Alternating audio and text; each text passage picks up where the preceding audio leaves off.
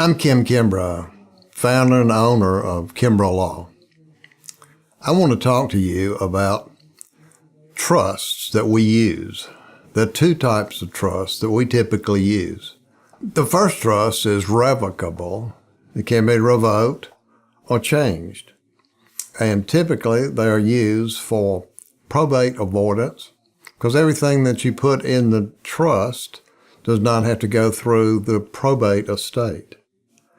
The other reason to use it, if the person who creates the trust have difficulty managing the properties, they can put the property in the trust and have the trustee to manage the property.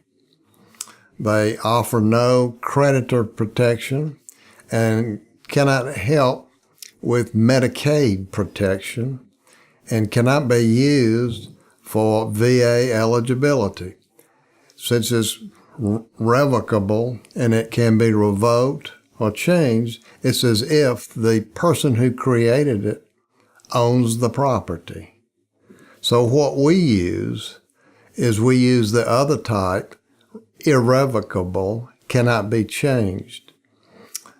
These trusts also are used for probate avoidance, but they can offer creditor protection, Medicaid protection, and VA eligibility. But here again, with these trusts, you can't change them.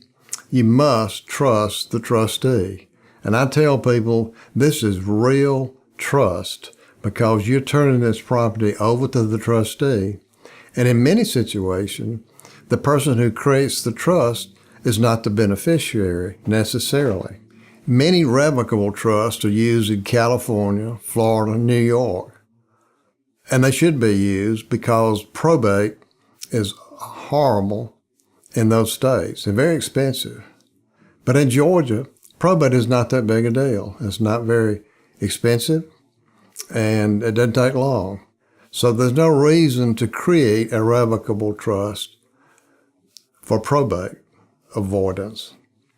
In many situations, we have lawyers who are selling the revocable trust for the wrong purposes. A lot of them will tell you that will keep the assets that you put in the trust safe for creditors, and also that it may tell you that it will allow you to file for Medicaid because you don't own the property. They just simply do not work. We use irrevocable trust a lot, not many revocable trusts. The only time when the revocable trust work for us is that when the person who creates it dies, then at that point the trust becomes irrevocable.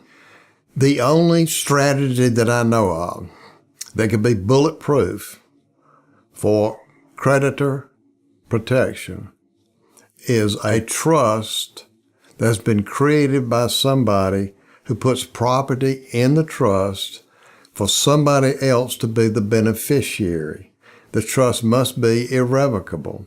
It can start out revocable, but it has got to turn irrevocable at some point so that nobody can get to it.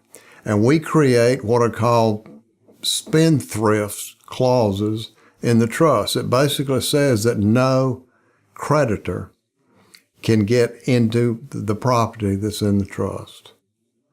And we use those. We probably create irrevocable trusts maybe 4 or 5 every week for our clients. If you would like to hear more about this, you can come see us.